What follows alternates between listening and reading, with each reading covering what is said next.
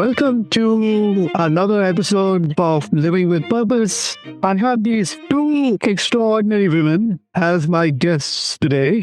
Kimberley Lau and Linda Young are both involved with Project ReWear, which is a fascinating organization that they have started, and they will share a little bit more about it. So I will not do that, but I just want our listeners to get a sense of ordinary people doing normal things, just deciding that there is a way in which they can get focused on sustainability, recycling, adding to benefits of this pale blue dot that we all live on.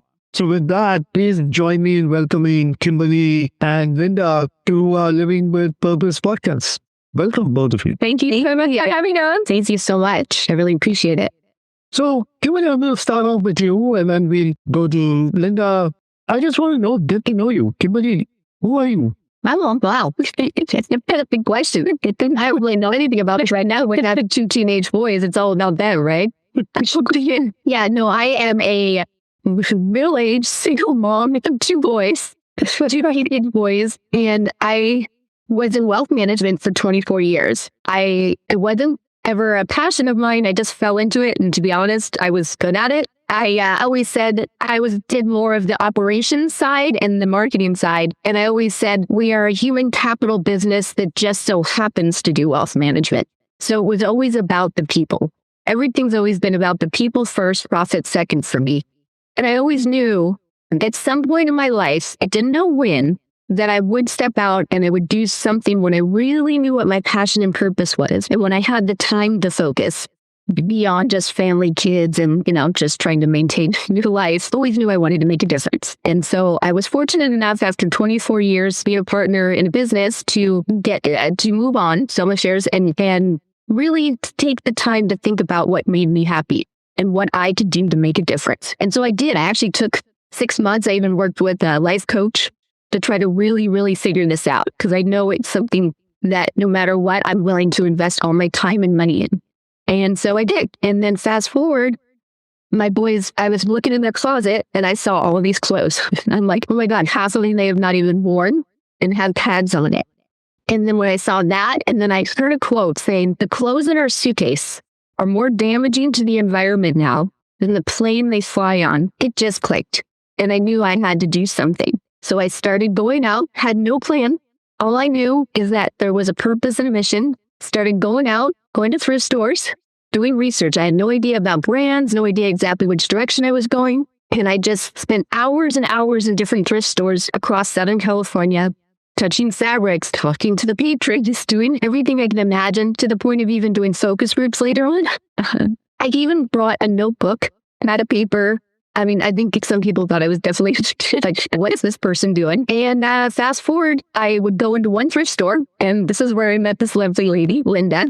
And I will let her say how I met her, and then I'll go back to them. Yeah, so I'm just, Linda, one, before we go, just a little more. Linda, where did you grow up? Kimberley, where did you grow up? Oh, I am originally from Michigan, but I'm pretty much a native Californian. When I was young, my parents moved out here. I've always been, I like to say, I've always been an empath. I've always tried to figure out ways where I could do things to help people, but not on an individual level, on a broad, larger scale. I've always been a forward thinker, visionary. And I like to say now I want to be a disruptor. So I always did that, even throughout my career in wealth management. When I had little times, I started something called Lemonade for Disaster Relief. So with all those hurricanes happening, I think it was in 2016, 17, my boys and I started Lemonade for Disaster Relief. And within a matter of 3 months, we did lemonade stands, and then we earned over $10,000. We got the community involved, and we were in the local newspaper. So it was just always about giving back, but also giving back where I realized it was giving back, but with spending time with their kids doing it, but also about their future. And so, yeah, I'm from Michigan, went to UC Irvine. Like many, didn't know exactly what I wanted to do, but fast forward now, 50 years old, and I'm on a mission. I like it. Great. I hope you both are safe in Southern California. Oh, yes. Thank you for asking. I had to evacuate once during the fires, but did you have to evacuate? No, but it was definitely getting close. And we talk about that at the end, because we actually have a whole campaign. We just did a photo shoot all about It's even wearing my TV rack to Right. invest. And it's all made on free love shirts. But we'll tell you that towards the end. But we have a whole campaign getting some celebrities involved. Great. So, Linda. Yeah. We met probably about a year ago, but I'm originally from Australia. So, Oh, well, I did that. yeah, you can tell, right? Not from Boston. I had a wonderful childhood with my mum going around every weekend in opportunity shops. So in Australia, thrift stores are called op shops. So we would go out every week, and my mum was very much about being savvy and saving money and, trying to save items from the landfill. I sort of learned this at a very young age, the things that we can do as humans to make an impact for others. And then I moved to America when I was about 27, and I'm now married with 2 kids. And I spent a career in retail for about 30 years. And it was always my love. I loved what I did. But after I had my kids, I never went back to work. So during that time of not going back to work, I decided to put my time into volunteering. So I found this wonderful little thrift store locally here in Thousand Oaks that I'm now the president of.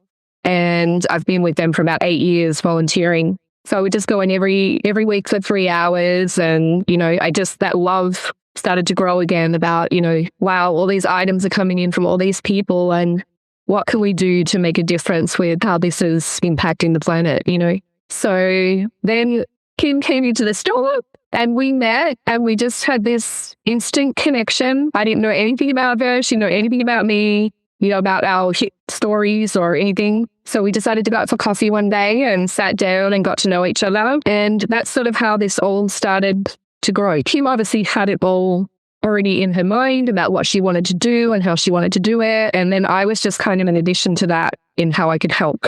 So we're very much focused on the mission rather than Project ReWear itself being a profitable business. We really want to spread the word and get the word out there to people that we're going to make some changes. We really got to change the way we shop. Textile waste is huge, and it's really affecting our planet. And if we don't change our thinking pattern, there won't be a planet for us to, be here and have our generations to come.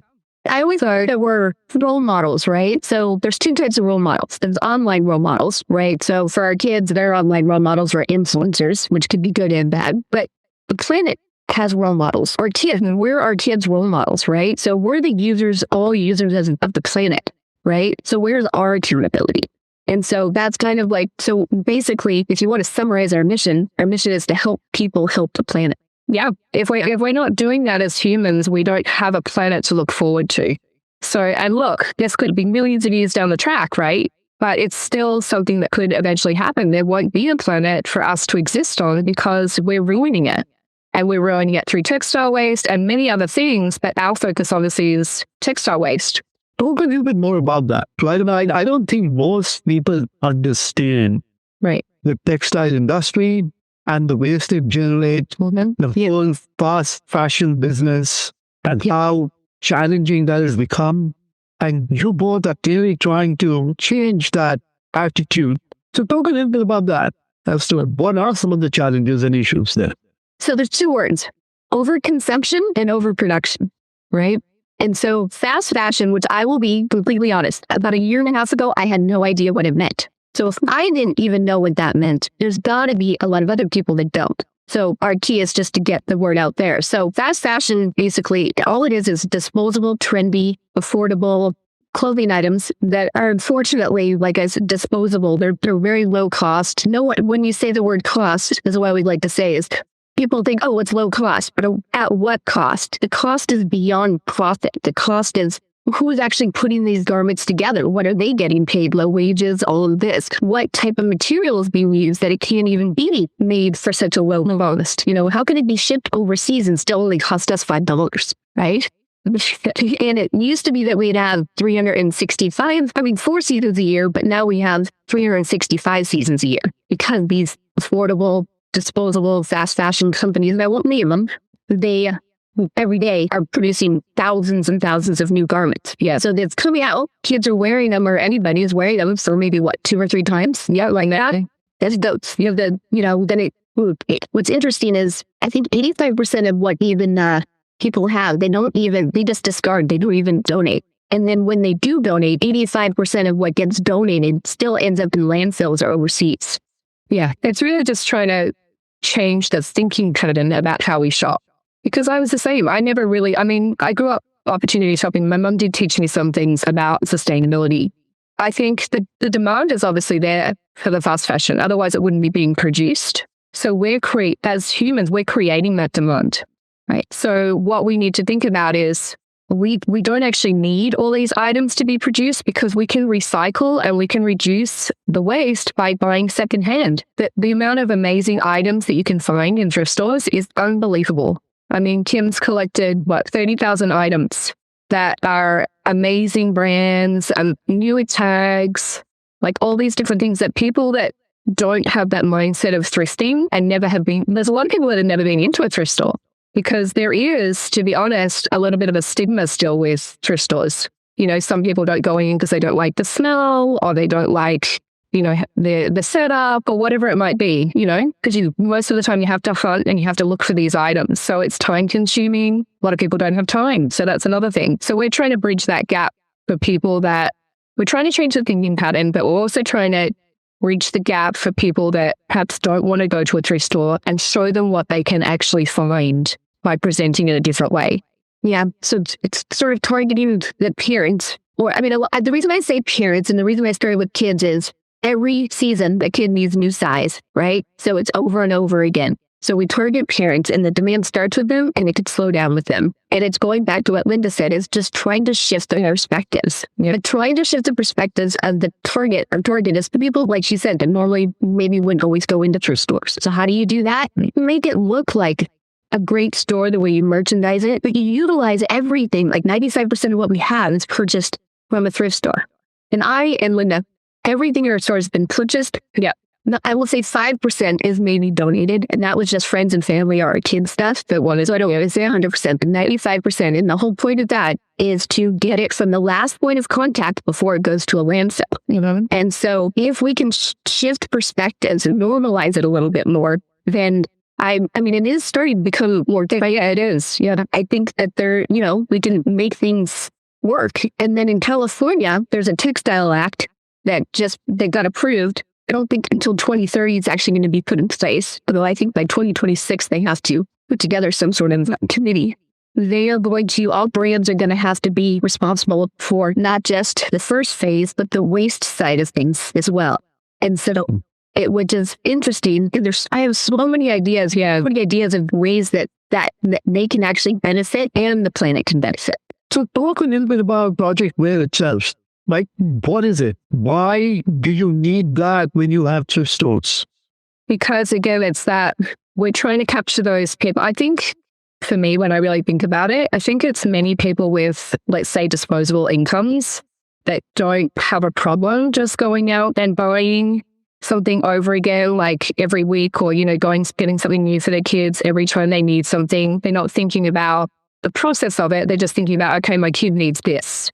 So if you've never been in a thrift store before or never been in that environment, I think it's really hard for them to step into that phase. And that's where we're trying to break that down, really think about where you're buying your items from and what impact it has. So Project ReWear it's hand curated. So what we do is Kim has, and myself, but mostly Kim has gone through and collected 30,000 items in a matter of a year.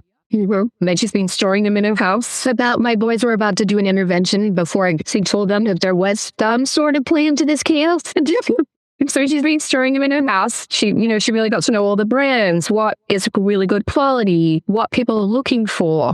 So what we've done is we've hand curated that and brought it all together at Project ReWear for people that don't necessarily want to go and do the hunting in a thrift store, because that we felt was something that detracts people from going. It takes a lot of time. Mm-hmm. You can spend a lot of time. You can spend hours in a thrift store trying to find the stuff that is good enough to rewear a lot of the times, like it doesn't have holes, stains, that sort of thing. So we're kind of pulling that side out for people where they can just come into our store. It's already done for them. Everything is wonderful. Everything's a good brand. Everything's got newer tags. So some things newer tags. We also have jewelry. Like I've been collecting jewelry for my whole life throughout the world. As I traveled and did my retail career, I would go into all these stores and collect different funky jewelry. So I've put that in here as well. So it's really about everything. Everything in our store has a purpose. There's nothing in here that doesn't. Even the way we merchandise the store, which she does an amazing job. We've used like old chairs, old ladders. Nothing is bought brand new.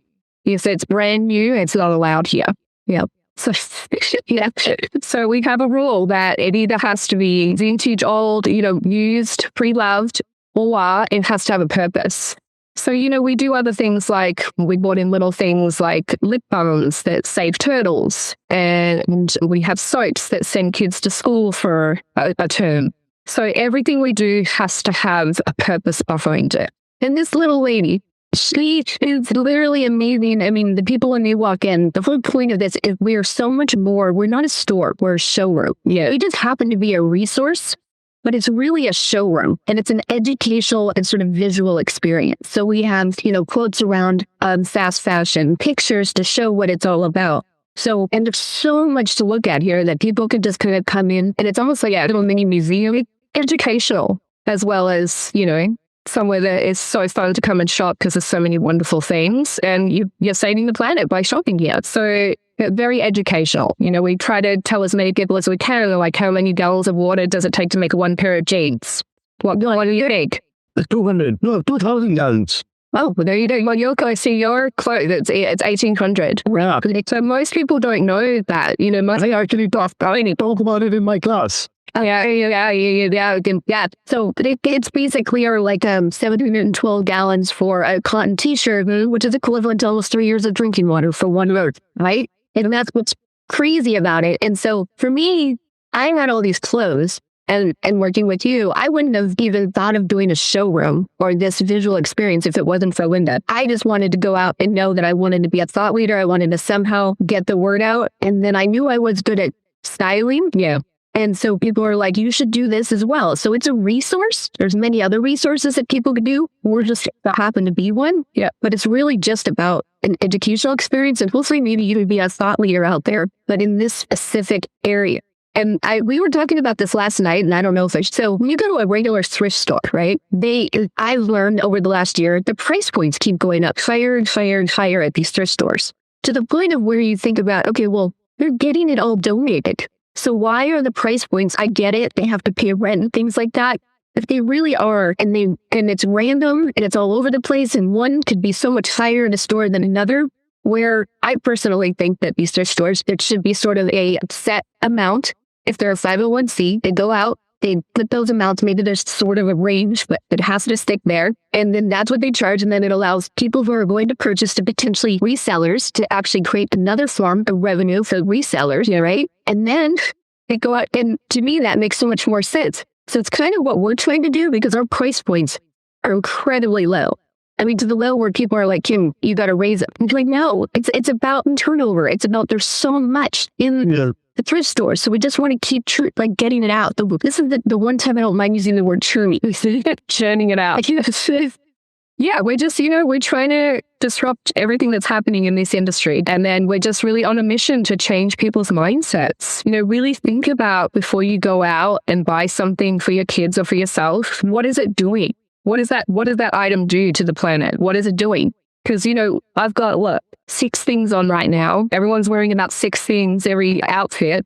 You add that up across the world and everybody, it's a lot of textile. We're really just passionate about what we're doing. We want to leave a mark on, changing the way people shop. I think we just want our kids to know that we tried to do everything we can. That's all I care. That's all that matters. And I think the one thing so my grandma's one story is I was really close with her. She was a second mom to me. And she always taught me how to give back. She always, she worked at the cancer store, but it was a thrift store for 20-something years and always volunteered her time. And she was really into fashion. I was in wealth management, so I didn't really get to do much of that. But literally a month after she passed away, which was last year, this idea came up. And I almost feel like she handed me the baton. Do something with this, Kim. It's cute. So, I'm hearing, listening to both of you, obviously, you both exude this whole sense of purpose, sense of passion, You're obviously trying to change mindsets, but you're trying to also disrupt an industry. Right? You're disrupting an industry, and there are two industries that you're trying to disrupt. There is the fashion industry and how we purchase, and then there is the thrifting industry, which is also what you're trying to change. Right? But to make it much more fun, to make it much more accessible, to make it much more knowledgeable, to make it much more, curated, so that people actually feel that they can walk into it as if they were walking into a mall and into a store. Exactly. Yeah, it's outside the box thinking, forward thinking. I mean, you have to learn to pivot, so we've had to pivot a lot. Yeah. But hey, unless we try and, be creative, I mean, I don't know, and you do too. I just feel like I know it will work. Because when I say it will work, it's not like it will work and, oh my God, we're going to be making tons of profit. It's not about that. I just feel like something's going to happen. While we're just a tiny little dot on that map, That's going to be a switch. It has a switch that needs to happen for the planet. But I sort of envision already, like you go to a mall and every store is secondhand and recycled and pre-loved. Because we don't need to have all this stuff that we consume all the time, We don't need to go out and buy that. It's already there. It already exists. Yeah. And every brand could have I'm not saying Project ReWear, but an example, a Project ReWear in front of their store, right? That's just styled and making it of all the pre-loved clothes, since they do have to eventually, focus on how the waste side of things. What you're actually also reminding me, which is not really a great analogy, but at least it's there, is we have all become mostly comfortable with buying a second-hand car. Yep. Right? Yeah. That's very well. Yeah. There is no stigma attached to it. And the automobile industry thrives on it. Mm-hmm. Right? And the same dealership will actually sell you a brand new car, or a second-hand car. Oh, I love that. Yeah, that's amazing. What about it? Yeah. Or like if you're going to get your kid a car at 16, majority of the time, not saying all the time, majority of the time, it's like we got our used car. Like why? Who is to say? Like who has normalized that? What create? Change happens. It has to happen, or we don't move forward. And so that's what it's like. I bought a second-hand car. It's a 3-year-old coming out. It's good condition. Yeah, why not? Yeah, but they already had all these little house too, right? House. Yeah. So this notion of reuse is critical. So this is great. I mean, this is fascinating. We can keep going on and on. Let me ask you this final question around the importance of purpose. And why has purpose been so important in what you're doing and how you're showing up with it? So you probably know this because when I first started out on my book, so I always, I like this book, the Simon Sinek. Yeah. I said this and I did a podcast with Kara Golden and I actually sent him, when I first started thinking of this idea, after reading this book, I sent an email. I never got anything back, but I should go back and look at the email. And it was like, thank you for giving me a sense of being able to find my direction a little bit more. And really, it's just a matter of heart, right? Exactly. We're both so passionate about it. Like we're passionate about fashion and style and all those things. We want to go out and look good and feel good, but we don't have to do it with new items because, in fact, I believe it's more unique and fun to not go out and buy new stuff because it's more individualized and you can recreate things from old things. There's so much you can do with pre-loved items. We go home and we change how things look. Like I cut the sleeves out of this jacket that I'm wearing because the sleeves didn't work for me, but the jacket did. And then I'll repurpose the sleeves and I'll make something else out of that. So I think for me, the purpose is really just we're so passionate about it. We're on this mission and we're so passionate about it and we just want to change people's mindsets. That's the whole purpose. Change the mindset about how you shop for clothing. I wrote here, because this is one line I've always liked, tell our story inside out to let the outside world in. And that's kind of what I think we're trying to do. Yeah. And it kind of goes to the whole campaign thing we were talking about. Yeah, talk about your campaign. I always want to do something about giving back. And since it hits so close to home and we all here know people where they lost their home recently, and he's affected, I have friends, I know everybody that it's just so devastating. And you almost feel helpless. Yeah. So we were like, what can we do? But what can we do also where it's not like where it's, oh, well, we want to benefit Project ReWear. We want our name out there. It's not. So we could do that hashtag Project We Care. We didn't even put ReWear. And it's hashtag LA Strong. And really, this is what's the crazy story. Is we're like, okay, we all got together, the team, and we're like, okay, I've made t-shirts in the past with my boys where we designed things and earned money for disaster relief. So let's make a t-shirt. And then it came into, and I can't remember, was it you or me about that pre-lent? I can't even remember. One of us. So we decided to design a logo and then use only pre-lent t-shirts to stick with the mission. I didn't want to go out and make shirts and go order, do more production of new material, right? Yeah. So I went to 20 million thrift stores to get in. So they're all one of a kind and they're all pre-loved. Some of them are really high quality brands and some are just average. But the crazy thing about the logo is I designed one originally. It's a little different, but it has a VW van on it, right? And you see it. Yes, I can. That's a good van on it. And the VW van, was it later in the afternoon? We found out.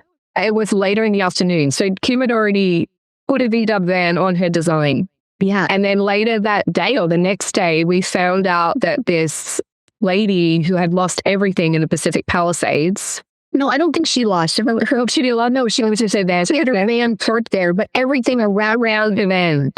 Except, and the bag was, van was there. And that was out there amongst, right. nothing. That's followed a beacon of hope. Or the magic blue bus. So we actually reached out to her, and I think she agreed to kind of collaborate with us. And so it was crazy, though, is that I put together this thing of a VW van, but had no idea. I'm like, seriously, no idea. So it all fit perfectly together. And so then we all tweaked it. We even put in the license plate magic. It says Project We Care, LA Strong. And so I took it, we found a screen printer, took it to the screen printer, and now today we're doing merchandising. We did a photo shoot this week with kids and adults wearing the shirt, that we're going to put on the website and in the store. We're going to do a campaign where people are going around and saying online, I love LA, or my favorite thing about LA is, and then just do the hashtag, and hopefully we can get that momentum going just to get the word out. Yeah, so all the profits from these shirts, jackets, everything that we've made that's all pre-loved will go to Los Angeles Fire Department, Pasadena Humane, and the California Community Connection. So we're giving to 3 charities as much as we can from all the proceeds that we make. Minus the cost of the profits. That's the net profit. Yes. Full disclosure. Well, this has been an awesome conversation. And I love what you are doing, your energy, how you're showing up for your community, for the world, for us, and for our kids, our future. Thank you very much for everything you're doing. Continue to live your life with purpose. And for our listeners, please think twice before you buy something new. ReWear, reuse. Go look up Project ReWear. Support them and support the work that they're doing at LA Strong.